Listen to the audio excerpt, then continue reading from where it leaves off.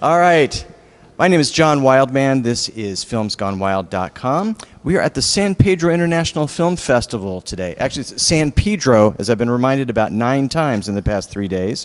The San Pedro International Film Festival.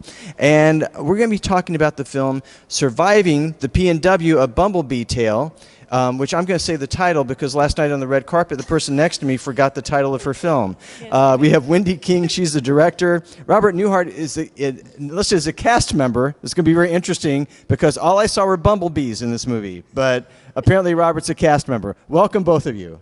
Thank you. Okay. Wyndee, we always start this off by having our filmmaker introduce the audience to the film. They haven't seen it as yet, so tell us about the film.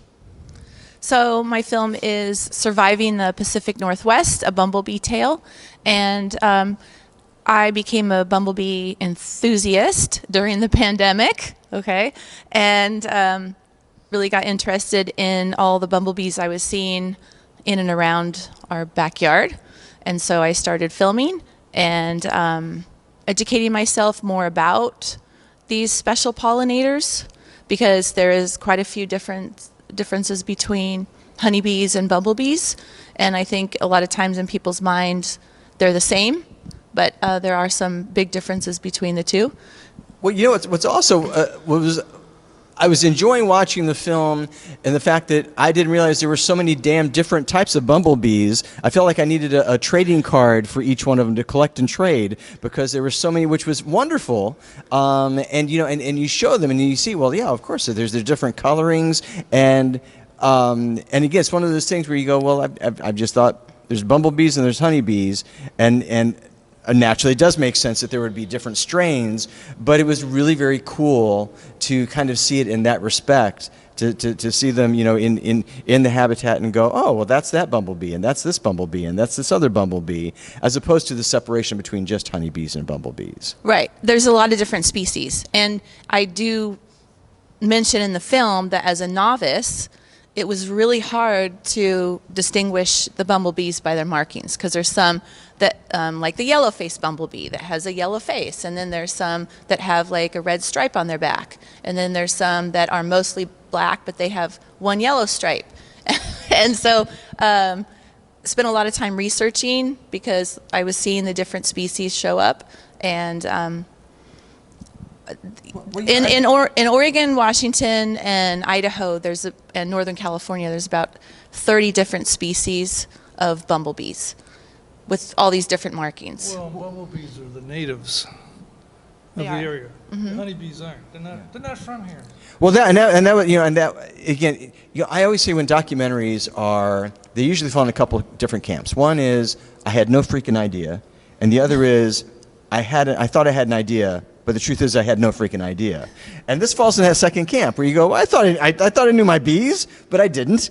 And also what I think is really delightful about the film is that the style of it, I feel like I'm just out on just a casual walk, like we're hiking, which is fun because it takes the pressure off the viewer in kind of like because you are teaching them, you are giving a lot of great information, but it's also not a textbook kind of approach to it, which I think makes it more accessible.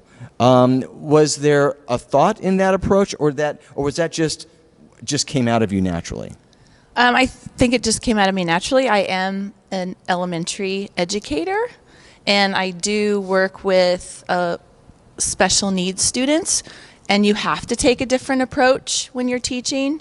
And when I had all this film footage and I started putting the film together, the way I originally had it, just wasn't making sense. And so I rethought it, and that's what you see. All right. Now, sitting next to you again is a cast member for your film. Yes. Clearly not a bee. Clearly not a honeybee, not a bumblebee. Explain how this gentleman is a cast member in your film. Well, in the film, if you're watching closely, you will see his hands, because in the film he is playing the part of Lewis and Clark guys. Yeah, Lewis and Clark.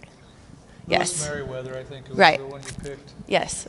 Okay. He's playing Lewis So, Merriweather, yeah.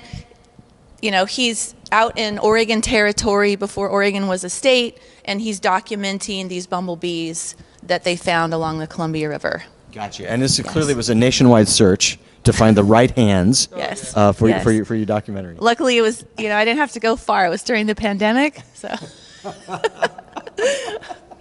was the only one that didn't have COVID, so, There you go. There you go. And he has nice hands. There you go. So COVID-free hands. And he has a leather journal. Well, and So- and he came with his own props. He came with his own props. with his own Yeah. props. So which she found in the attic. I couldn't pass it up. All right.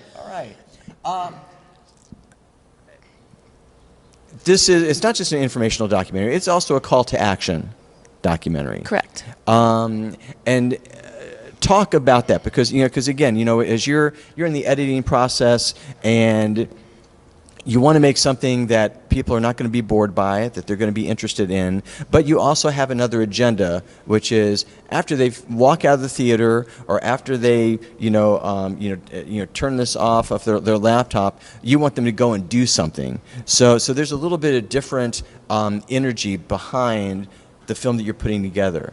Talk about the call to action aspect of this. Well, the native bumblebee population has really declined.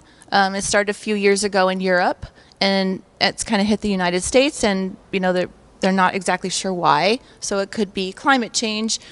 The big part that they feel why this decline is happening is because of habitat destruction, right? So one example is in our local park district, they're paving over a lot of the natural spaces, and they're paving trails and things like that. And these bumblebees, they don't live up in a tree and make a hive. They nest in the ground. They nest in burrows, and they have open dog parks where it's off leash, and the dogs can sniff out the bumblebees, and then they dig up the bee. So there's habitat destruction.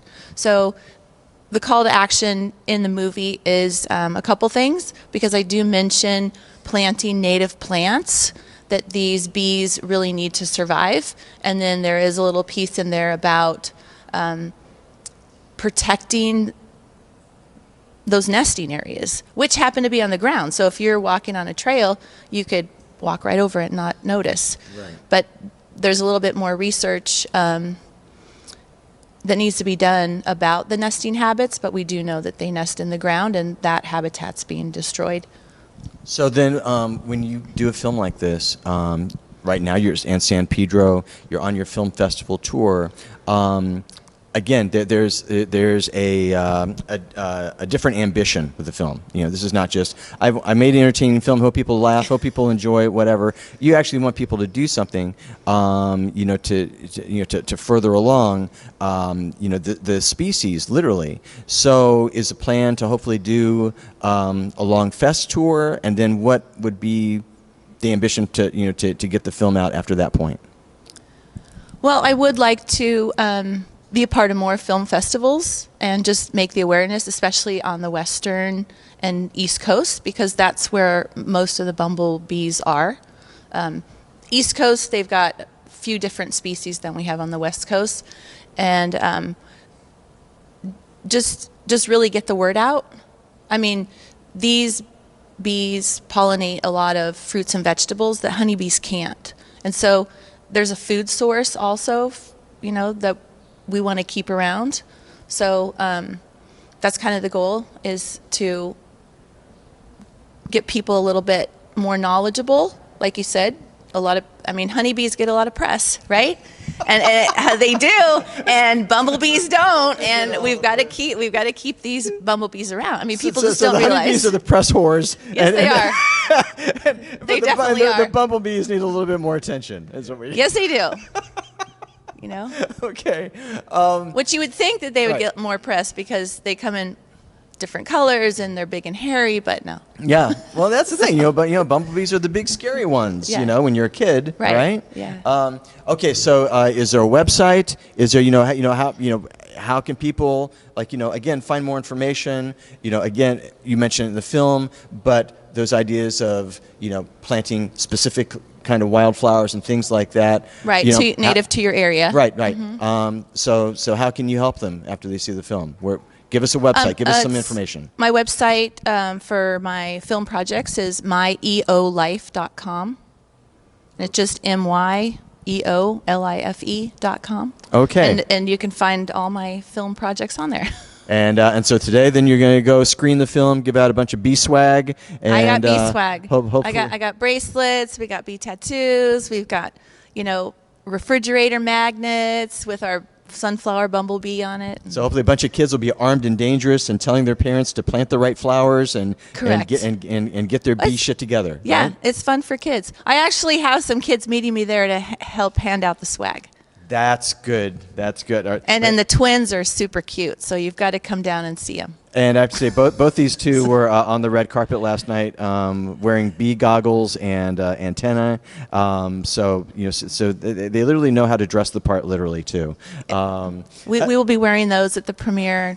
Yes. All right. Again, the Put those back on. The film is Surviving the PNW, A Bumblebee Tale. We've been talking to Wyndee King. She's the director of the film, and Robert Newhart, the hands of the film. It's great talking to the film. Yeah. Thank you. Thank you, John.